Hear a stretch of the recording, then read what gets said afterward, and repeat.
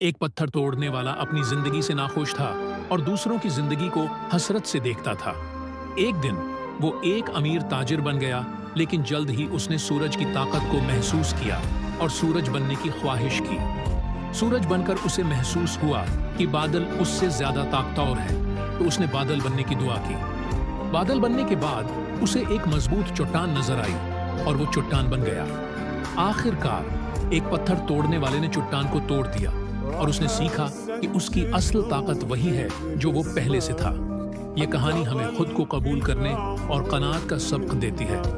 ये जाहिर करती है कि दूसरों से मुआजना और अपनी जिंदगी से अदम इत्मीनान हमें कभी खत्म न होने वाले ख्वाहिशात के जाल में फंसा सकता है।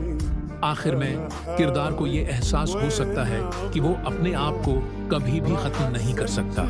होता है कि असल ताकत अपनी मुनफरिद सलाहियतों को तस्लीम करने में है, न कि कुछ और बनने की ख्वाहिश में।